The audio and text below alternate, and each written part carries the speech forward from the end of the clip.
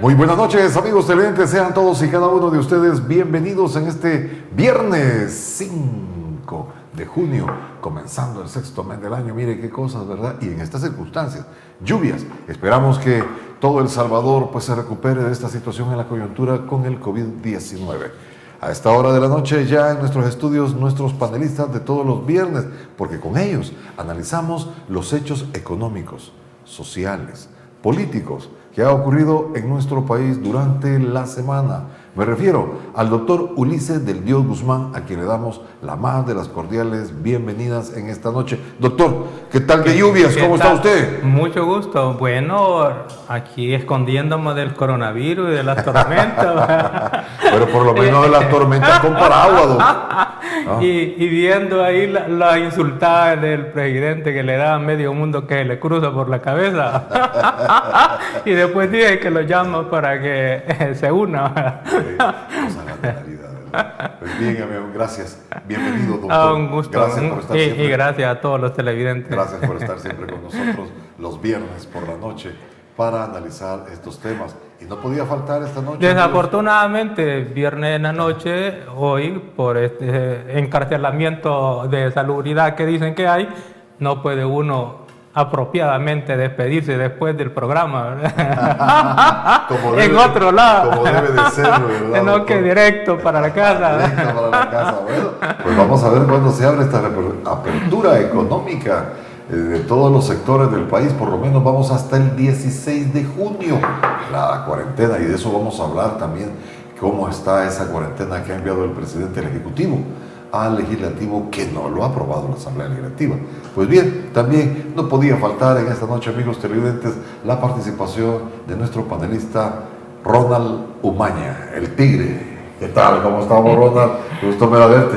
Mire, doctor, hoy vino bien elegante este hombre de negro, bien Corleone. A los Corleones. A los Corleones. Pero para los entendidos, a los Corleones. Pero también a los British, con el mejor conjunto que ha existido, que son los Beatles. Esta es la corbata más nostálgica que tengo. Me acuerdo que un día fui joven. Sí, y que participó en Gusto. Sí, estuve en la finca.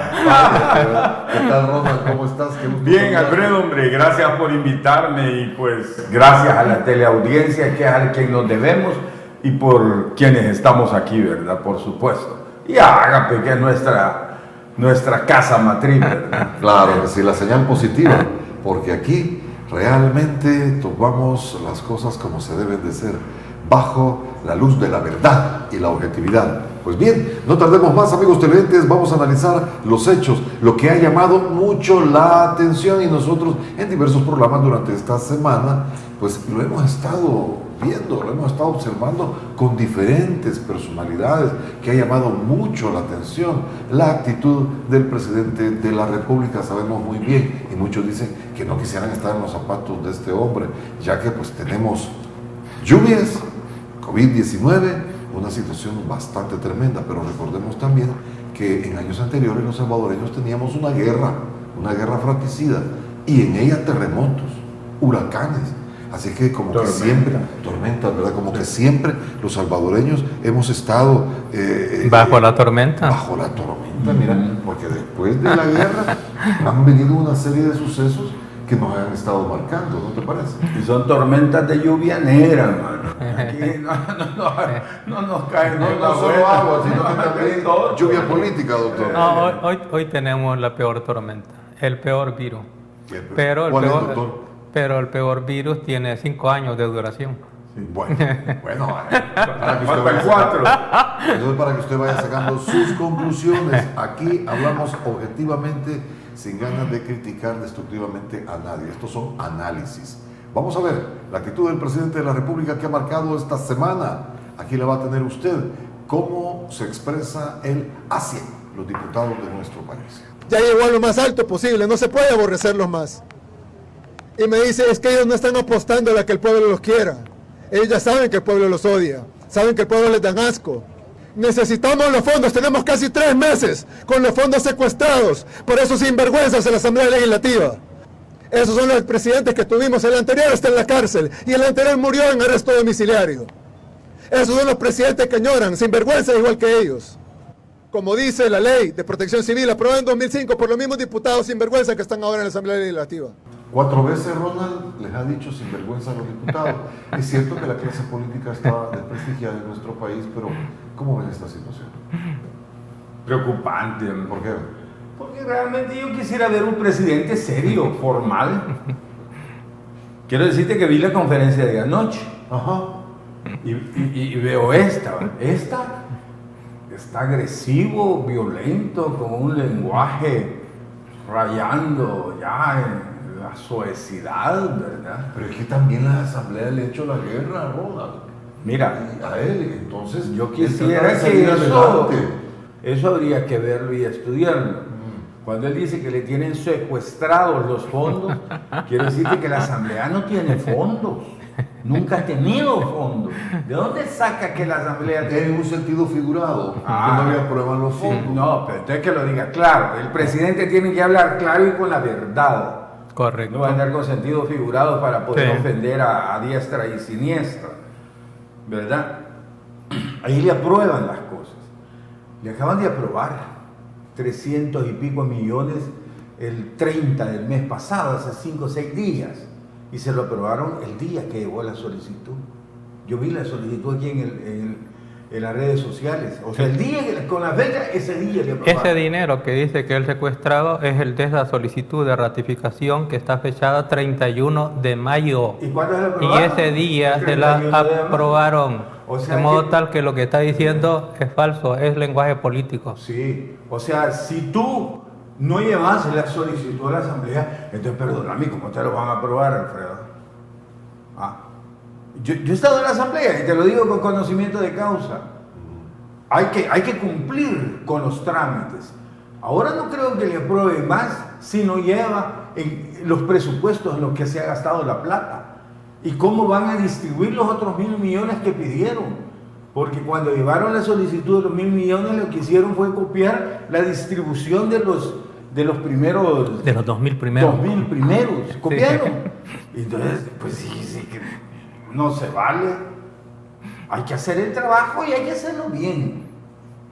O sea, a un presidente del Ejecutivo, como es el caso de nuestro presidente Bukele, no le conviene estar en conflicto con la Asamblea, porque ahí es donde aprueban los fondos, ahí es donde se va a traer la plata, ¿verdad? Ahí es donde te la aprueban realmente para irla a conseguir afuera. Mira, Pero él tiene una marcada. es propaganda política. Él está pensando en el otro año. Él quiere desprestigiar a la Asamblea hasta donde dé. Y el problema es que los diputados y los partidos políticos que están en la Asamblea están acabados. Si él está como pegándole a un bolo. Vaya, agarre, bum, bum, bum. Por ahí sí te puedo ir creyendo. ¿Me entiendes? Porque yo no que quiera defender a los diputados, ahí no hay nadie que aguante una defensa de ningún tipo. ¿Me entiendes? Pero también hay que hacerle ver al pueblo que él se aprovecha de esa situación, pues. Que no es cierto de que le tienen secuestrado el dinero. No. Doctor, ¿y usted ya había, en su experiencia, ya había observado usted algún presidente que reaccionara de esta forma? No, Bien radical. bueno, con ese lenguaje iracundo, no. Mire, la verdad es que cuando uno lo dice, y aunque es verdad, pareciera ser que es agresividad, pero no lo es. En realidad, el presidente tiene unos momentos en que parece que está trastornado. Y digo yo, como salvadoreño que soy, que no quisiera que nada malo le pasara, sí, sería bueno que le hicieran un examen psicológico, Ya, psiquiátrico. Ya la gente lo solicita. Porque él tiene uno de sus arranques, uno de sus disparates, incluso ahorita ya está bipolaridad, ¿verdad? Por un lado casi muerde a los diputados, ¿verdad? Por el otro lado Anoche estuvo a un ángel, no sabe nada, le pregunta a los ministros. Toda una parodia, por supuesto, ¿verdad? Porque ahí se ve una escuelita ya arreglado a quién le va a hablar, qué van a decir, todos ustedes hablen bien de mí. Ahí informe no hay, ¿verdad? Pero lo que quiero señalar, esos dos tipos de comportamientos indica que el presidente quizás no es cuerdo. Pero lo digo yo con toda seriedad, deberían de hacerle un estudio, porque no nos conviene pues tener un presidente en esas condiciones. Lo otro es el hecho de que cuando se dirige a los señores diputados con el lenguaje que él utiliza, él realmente sigue utilizando la misma estrategia de campaña que le dio éxito en la elección en la cual él ganó. Se encontró con dos partidos, principalmente los desprestigiados, y entonces el desprestigio que tenía, que era alrededor precisamente de la corrupción, le sirvió para atacar a los dos partidos, desacreditarlos, y la gente votó no porque creyera que era la mejor opción, sino porque no había opción para excluir a los dos partidos, a Frente y Arena, que habían estado en el poder, necesitaban votar por una tercera opción. Ganó sin propuesta, porque a último momento presentó un Frankenstein de un pedazo de una propuesta electoral y en este momento todavía no tiene el plan general del gobierno, menos aún tiene el plan para el COVID, para las tormentas, ni siquiera planes para el gasto y la distribución de los 2.000, de los 1.000. Y en una de esas charlas ya estaba diciendo que como ahora ya enfrenta tres emergencias: la emergencia del COVID, la emergencia de Amanda, la emergencia de Cristóbal. Eso insinuó y lo dijo ya en la última ocasión, que va a necesitar más dinero. Lo que él puede ver, todo su objetivo, claro, está en dos cosas. Uno, como hay y alarga la emergencia, porque en la emergencia se libera él de los controles de las compras y hacen buenos negocios, no sé para quién tan lucrativo, por un lado, y por el otro se gasta enormemente en su imagen, que tiene que ver mucho con la campaña electoral que él está ya liderando de nuevas ideas. Ahí es donde se va el dinero, y por eso es que dinero no hay. Pero que le han dado dinero, sí, y es más, de entrada le dieron dinero cuando del presupuesto agarraron como 550 millones y se lo pasaron al FOPROMIL, que es el Fondo de Protección Civil, tenía originalmente 4 millones, le aprueban 500 millones, estamos hablando de cualquier cosa, que es una cantidad de dinero que la tienen ahí y de ahí ya no necesita autorización legislativa, de ahí se lo da a donde lo requiera. Estamos hablando entonces de un hombre que gasta no miles, no cientos de miles, cientos de millones, como que si fueran mangos. Más si me comí unos 5 mangos, no, perdónenme, estamos en una locura que todavía no hemos despertado y no hemos medido la profundidad del barranco en el que todavía estamos cayendo, porque todavía no hemos tocado fondo. Amigos televidentes, vamos al siguiente espacio. Tenemos más para ustedes, permítanos. Ya volvemos, conversando con Alfredo Villarreal. Sigamos conversando con Alfredo Villarreal. Sigamos analizando, amigos televidentes, lo principal de nuestro país, cómo se está dirigiendo, quién dirige esta nación y de qué forma lo está haciendo. ¿Valdrán las resoluciones de la Corte Suprema de Justicia o de la Asamblea Legislativa? Pues bien, veamos lo que dijo el presidente referente a esta situación. Y ante la realidad, no hay sentencia en la Sala Constitucional que valga, no hay decreto de los diputados que valga. Además, ellos no van a gobernar por decreto. Este pueblo escogió un gobierno. Porque si nos mandan otro decreto, así como ellos dicen que es de nulidad absoluta, sus decretos serán de nulidad absoluta también. Ese orden, doctor, usted conoce bien lo que son las leyes. No hay resolución de la Corte que valga. Y realmente, pues, mire, yo siempre le voy a decir, doctor, que la Corte está desprestigiada, la Corte Suprema. La Asamblea también lo dijo, ha dicho aquí el Tigre, que no hay uno tan solo. Y la Corte está entonces el hombre también tiene elementos de juicio para estar, de verdad. Ahora, la Sala de lo Constitucional es relativamente nueva, bastante nueva, tiene espacio suficiente para ganar su prestigio.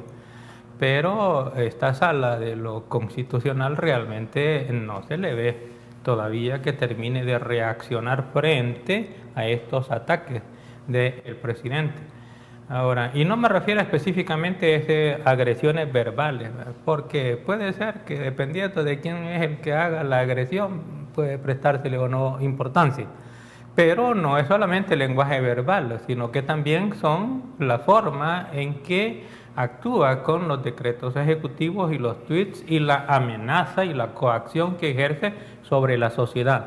Cuando él dice no hay resolución ni ley que valga, sino que entonces lo único que vale aquí son que sus Twitter o los decretos ejecutivos, lo que está diciendo yo, que ejecutivo estoy encima del órgano judicial y de la Asamblea Legislativa, el Estado soy yo, la ley soy yo, el dictador soy yo. Eso no es un Estado de Derecho, eso no es de una persona realmente sana o cuerda, peor ocupando la posición de la presidencia de la República. Y vemos cómo juega y se burla del control de constitucionalidad y de las leyes. Cuando se va a emitir una ley, estuvo en la última ley que emitió la Asamblea Legislativa, querían irla a presentar a la Casa Presidencial, a la Casa Presidencial, no se la recibían, haciendo trinquetitos de juzgados de hace 2 o 3 décadas, porque hoy ya no lo hacen eso ni los juzgados. Son más serios en las recepciones de documentos y notificaciones. Y ahora tenemos al presidente haciendo ese tipo de trinquetes, ¿va?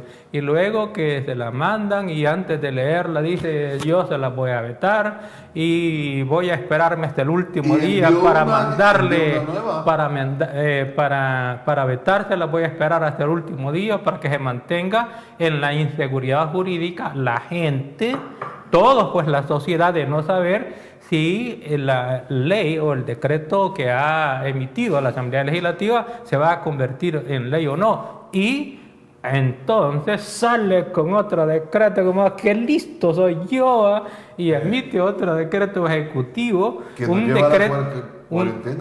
decreto ejecutivo correcto en donde mete esa cuarentena y todos hasta el 15 porque no hicieron la ley como a su gusto era. Y eso es legal, a su vez, este decreto ejecutivo. Es que es fraudulento. Porque tiene que ser aprobado por la Asamblea Legislativa.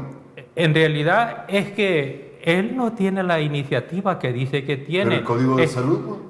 ¿No? No, el artículo, no, lo que le dieron, bueno, hay 2 cosas ahí para diferenciar, lo que es el artículo 24 de la Ley de Protección Civil y lo que es el Código de Salud. En el artículo 136, en lo que se refiere al Código de Salud, es cierto que establece que las cuarentenas y las enfermedades que son contagiosas van a estar a cargo del Ministerio de Salud. Así es. Eso es cierto, pero si con medidas de salubridad, es decir, medidas que tengan que ver con la salud. Si las medidas ya tienen que ver con las limitaciones personales de la libertad o de la detención provisional, eso ya no forma parte de la facultad que le da la ley al Ejecutivo, porque eso que ya tiene que ver con suspensiones o restricciones de derechos fundamentales forma parte del régimen de excepción del artículo 29 de la Constitución que tiene que decretarlo la Asamblea Legislativa. Por eso es que es fundamental que eso, el decreto ejecutivo se lo envíe, o la iniciativa, mejor dicho, se la envíen a la Asamblea Legislativa para que la Asamblea Legislativa valore si se requiere o no suspensión de garantías constitucionales, o a su vez para que determine realmente cuáles deben de ser los alcances o no, y se lo ratifica o modifica o no ratifica el Ejecutivo. Que debe de hacerlo cuanto antes también la Asamblea Legislativa. Entonces porque mantienen incertidumbre. No, es fraudulento. Y es fraudulento por la iniciativa. Porque dice él, a la hora de la madrugada, cuando a él se le ocurre, no está reunida la Asamblea Legislativa, y entonces yo tomo la iniciativa y emito el decreto legislativo. Y mira, sinceramente, da hasta risa, es una burla, pero ocurre de que cuando la ley dice que él puede tomar esas iniciativas, es cuando supuestamente la Asamblea Legislativa, que antes tenía periodos de reuniones y de recesiones. Eso llegó hasta la Constitución de 1962, que establecía el 1 de junio y el 1 de diciembre para la iniciación de funciones de la Asamblea Legislativa. Ellos determinaban cuánto tiempo se mantenían en reunión y el resto eran periodos de receso.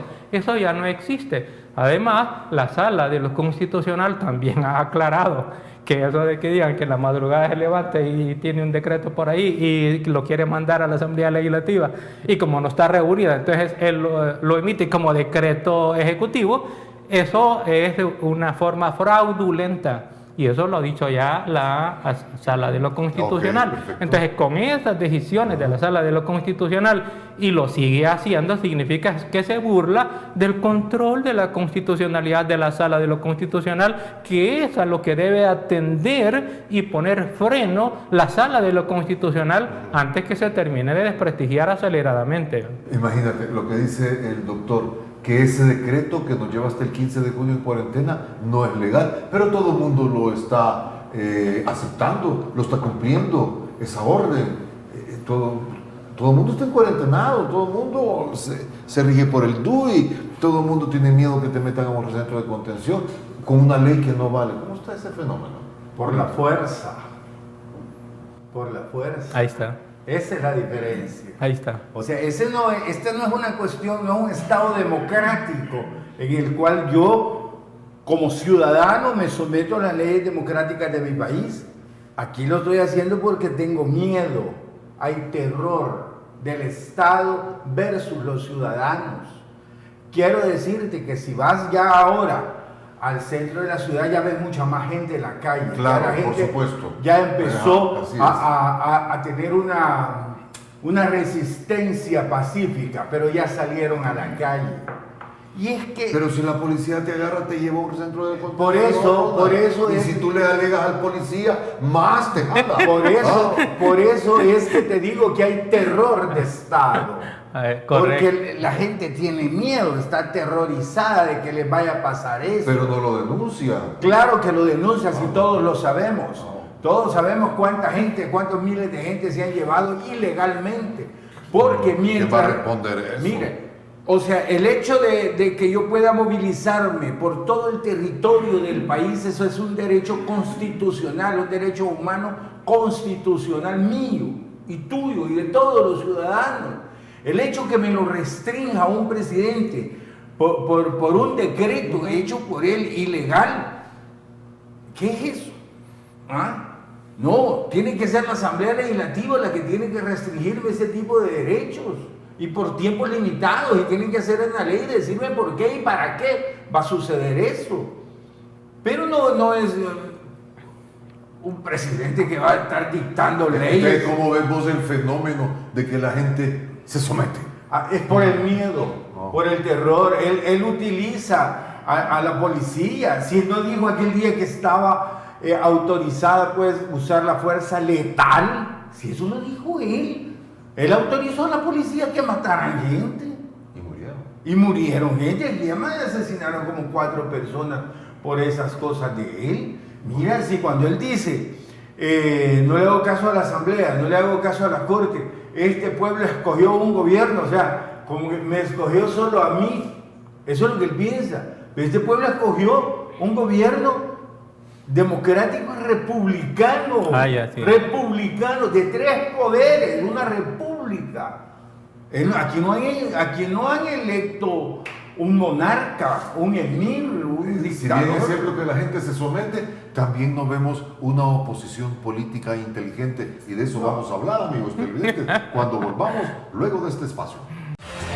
Ya volvemos, conversando con Alfredo Villarreal.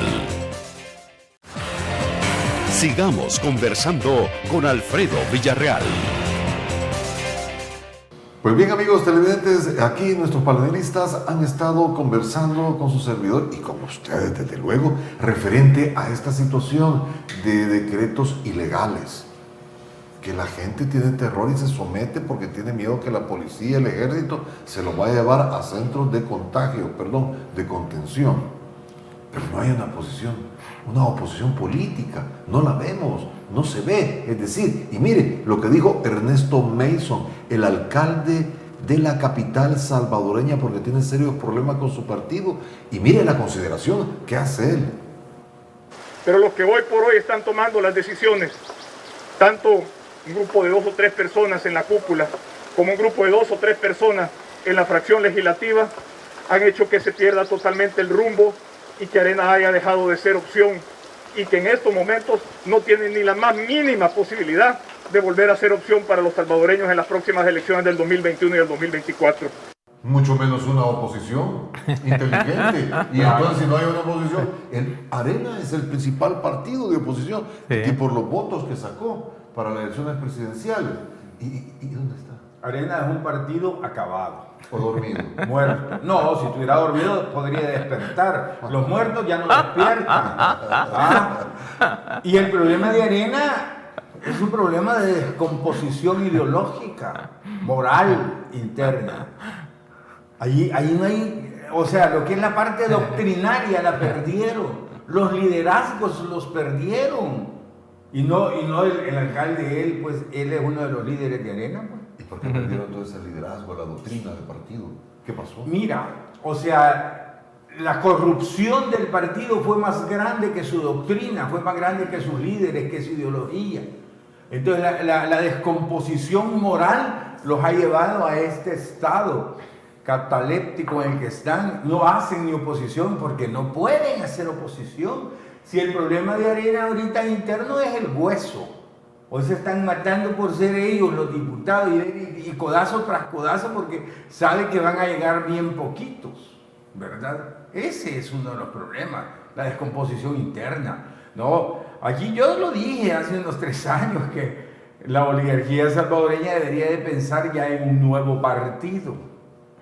Y hablo de la oligarquía salvadoreña porque Arena es un partido oligárquico. Y el método de la oligarquía salvadoreña de siempre ha sido tener un partido oligárquico que lo tira a la palestra, lo exprime, cuando ya quede el bagazo lo bota. Después de Martínez, el PRUD, el ProPatria, el PCN, hoy Arena, ¿verdad? Ya no sirve, se va. Y es que es lógico, porque ¿qué puede pensar un grupo oligárquico, ya sea el de ahora o el de hace 50 años? El pensamiento es el mismo, ¿verdad? Si no es negocio, no invierto. ¿Tú crees que ahora Arena tiene gente que le va a dar dinero para la campaña, que va a invertir las cantidades de dinero de antes? No. Arena, ahora que ya nadie quiere saber de ellos. Para nada. ¿Y esto, doctor, no le está ayudando al presidente Bukele? Claro que sí. ¿Una oposición? Claro que Claro, sí. si él está cabalgando solo, Así es. él cabalga solo en el camino, no hay una piedra que lo interrumpa. La debilidad o la ausencia de oposición, pues entonces cabalga ciertamente solo. Eso es cierto. Ahora, él cabalga arrastrando a la sociedad hasta el barranco. Pero como hay un conjunto de adoradores que no importan, sino que siguen el caballo en donde él va, en donde va el caballo. Adoradores que cada vez son menos, doctor. Sí, estoy de acuerdo contigo. Está disminuyendo. Pero todavía hay una buena masa de adoradores que siguen al liderazgo, entre comillas, porque realmente el líder no es un caudillo. Y eso hace de que el problema es que para que haya oposición se necesita pensamiento. El partido político necesita no filosofía, pero sí necesita ideología. Doctrina, como dice Roma. 2 cosas. Son diferentes niveles: la filosófica, la ideológica, la doctrinaria. Lo filosófico es para los teóricos, los filósofos, los politólogos. Digamos que ahí no le exijamos mucho, pero los mejores partidos tienen filósofos de sus propias ideologías políticas. La ideología es un conjunto sistematizado de ideas que tiene una visión para la interpretación y conducción de la sociedad. ¿Cómo es que esta sociedad, el Estado, se va a organizar? ¿Cuáles son los conjuntos de derechos y obligaciones de los individuos? ¿Cómo se va a controlar el poder del Estado? ¿Cómo se va a dividir? Todo eso es parte del sistema ideológico. Y son, digamos, tipos de niveles que deben de manejar ya los líderes de partido.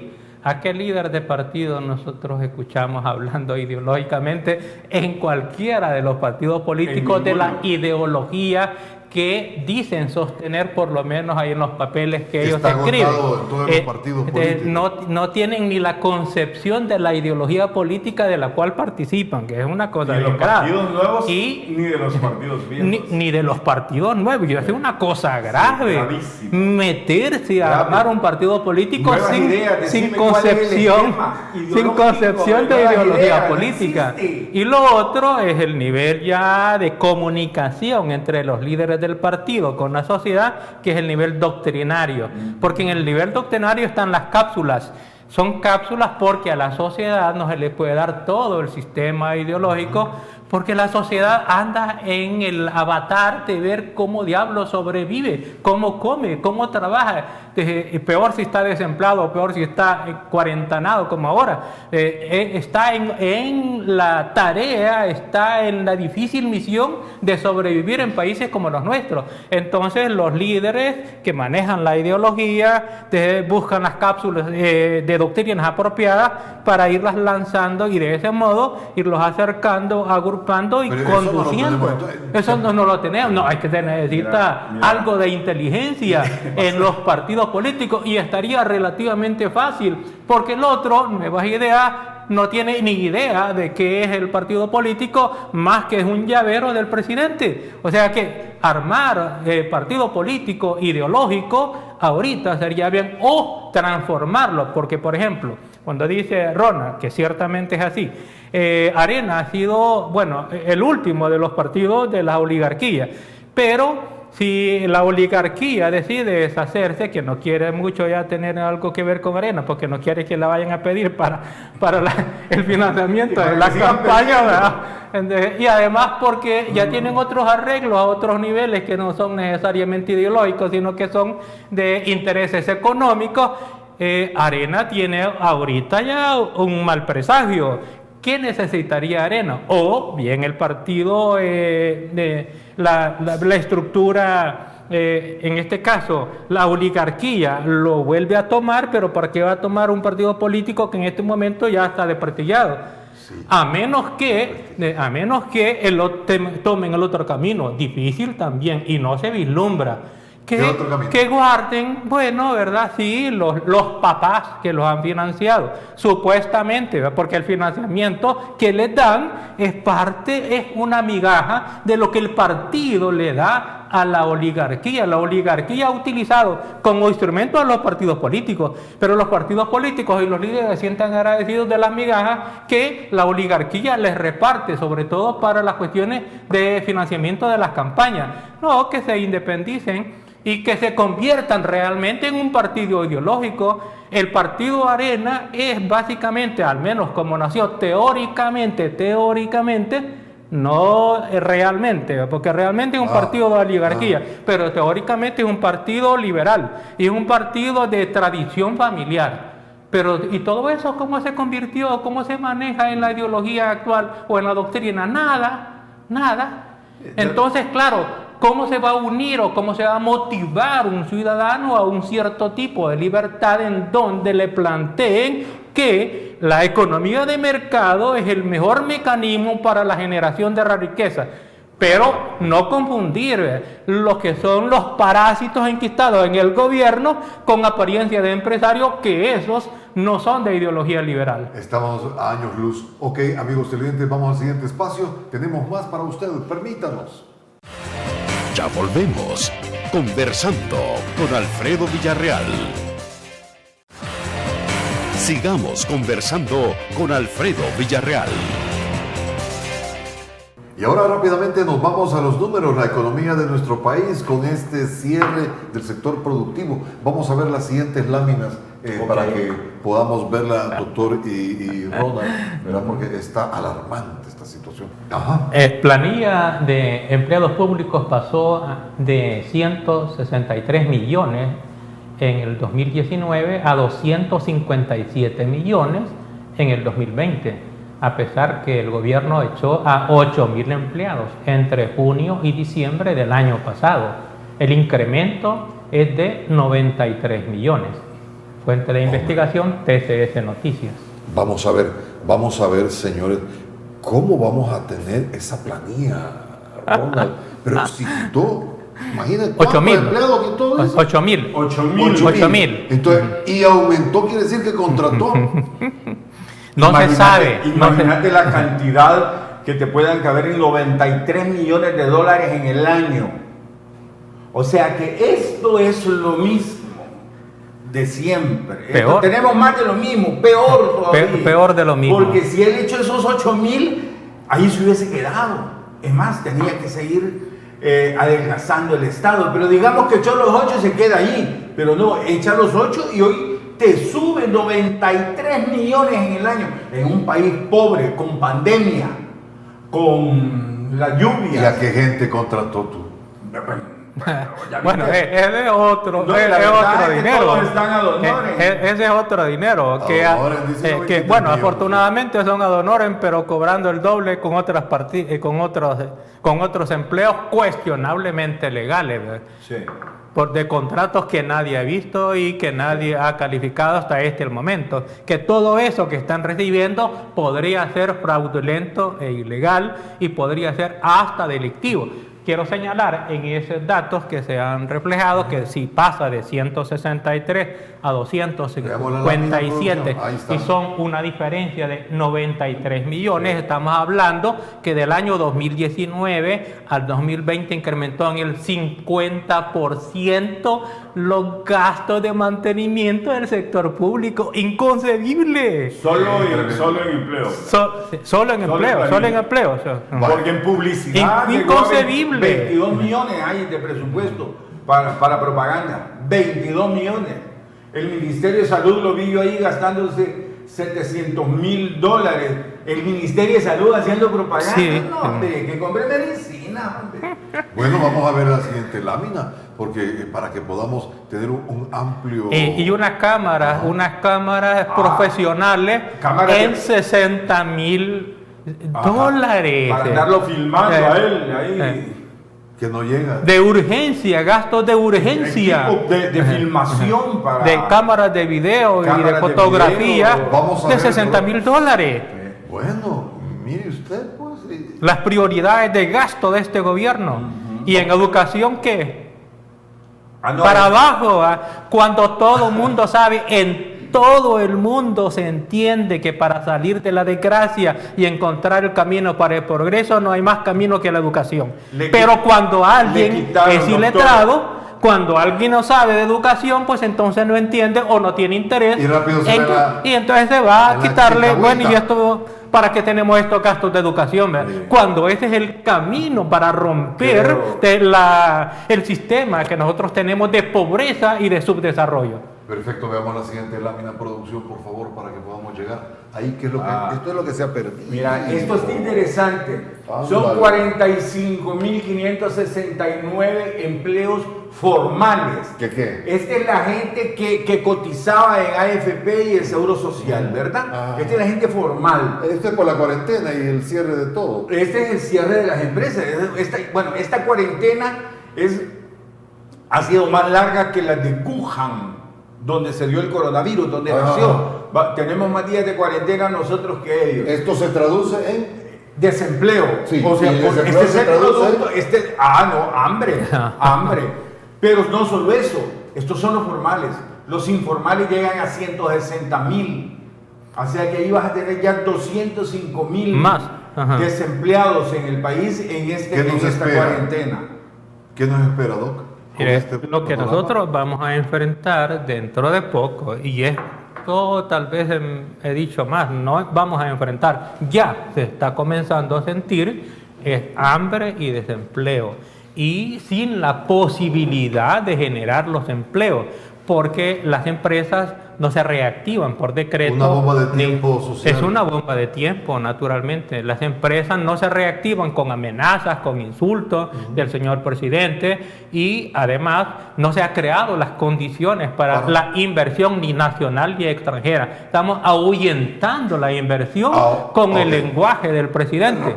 Rapidito veamos la última placa, porque ya nos están sonando el chicharito que tenemos que ir a corte. Ahí está la última encuesta que hizo la página.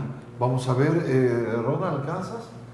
Porque realmente... La encuesta, ahora que el presidente Nayib Bukele cumple su primer año de gestión, ¿usted cómo califica su trabajo? Muy bueno, 43.3. Bueno, 4.7. Regular, 5.6. Malo, 8.2. Muy malo, 38.2. Es decir, aquí podríamos dar 12 oposiciones. Lo malo sería 38.2 más 8.2, que sería ¿cuánto? 46. Ah, no, sí, 46.4. Versus el muy bueno y el bueno, que sería 43 más 4 sería 47, 48. Quiere decir que está prácticamente igual técnicamente entre la opinión de bueno y malo del presidente.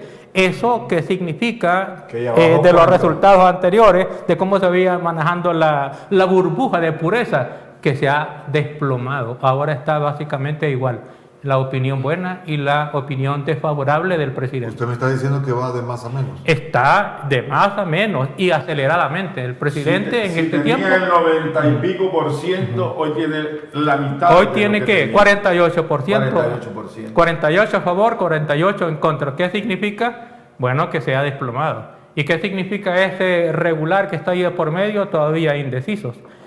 No es algo por la tendencia, si ve el movimiento, no es algo que tienda a incrementarle, es algo que tiende a irse del lado negativo del presidente, o sea, va en caída. Quería decirles algo importante. Platicando con una persona de Nuevas Ideas, me dijo, fíjate que ya tenemos los números de la encuesta que va a salir la otra semana, o sea, esta que viene. ¿Y qué tal les va? Muy bien, me dijo. O sea, y al día siguiente salió esta encuesta hecha por el diario La Página, ¿verdad? Entonces, cuando tú me decís, político, que tenés una encuesta que va a salir la otra semana y la tenés vos, es que es encuestas chabeleadas, pues, o sea, que la estás maquillando, la estás armando en tu partido para sacarla la semana próxima. Así que sí, eso tiene dos caminos. O él me dijo la verdad o me estaba fanfarroneando. Bueno, lo de así como que dice... los resultados ya están, solo faltan las elecciones. Sí. Bueno, las encuestas sirven para medir o sirven para engañar y en ocasiones para autoengañarse. Bien, vamos al siguiente espacio, amigos televidentes. Volvemos con conclusiones y despedida. Ya volvemos. Conversando con Alfredo Villarreal. Sigamos conversando con Alfredo Villarreal. Por el tiempo, Ronald, conclusiones de esta conversación. Bueno, todavía nos faltó unos números, se los voy a dar rapidito. Mire, según las calificadoras de riesgo, o sea, El Salvador tendría que pagar el 9.29% sobre el dinero que vaya a prestar. Pues estos préstamos que vienen. Estos 1.000 millones, digamos, ¿verdad? Según la calificadora es el 9.29. Para que tengamos una idea, Guatemala paga el 3.72. Nosotros el 9.29. O sea, 3 veces más caro para nosotros. El dinero para nosotros que para Guatemala. Pero cuando se va al mercado internacional, y les hablo que es, rapidito. Hicimos la cotización, nos lo dan al 12, no menos. O sea que por 1.000 millones vamos a pagar 120 millones de dólares anuales. 4 veces más que Guatemala. Mis conclusiones son que no vamos a poder pagar la deuda. Me preocupa mucho que se siga endeudando el presidente. Ya estamos con el agua hasta aquí, o sea, arriba de la nariz. Más que la lluvia. Más que la lluvia. O sea que es preocupante, salvadoreños. Realmente estamos cayendo en un abismo, como bien lo dijo aquí mi colega y amigo Ulises del Dios Guzmán. Doctor. Mira, está claro el panorama. Este panorama significa de que si le están dando los intereses a 4 veces más de lo que se lo dan a Guatemala, eso es en función de ¿qué? Del desprestigio personal del presidente Bukele y de la falta de credibilidad de la comunidad financiera internacional en la posibilidad de crecimiento y de pago de El Salvador. No se arriesgan. No se arriesgan. Y yo le agregaría una cosa.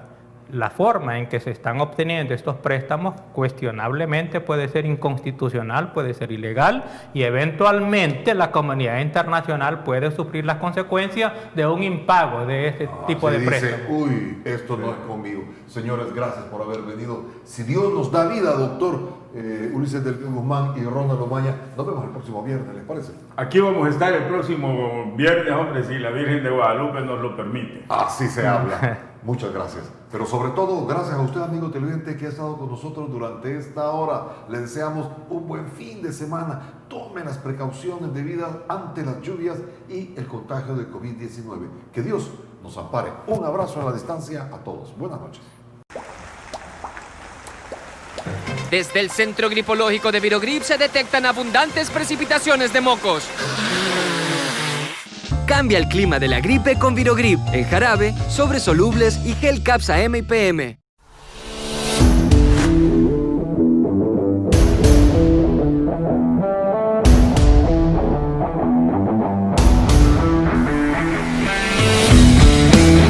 Nosotros vamos a ayudar con la sanitización, vamos a ayudar con, no hay que ayudar, estamos en la obligación de hacerlo por nuestra gente. Como funcionario público, quiero pedirle a los de Antiguo Cuscatlán que así como se ha mantenido, que el Señor no ha permitido todavía que que estemos aquí con que ha salido alguien con esta enfermedad, pero es porque se han cuidado, ustedes nos han ayudado y nosotros como municipalidad estamos haciendo lo que nos compete. Nosotros estamos regresando sus impuestos con este tipo de obras.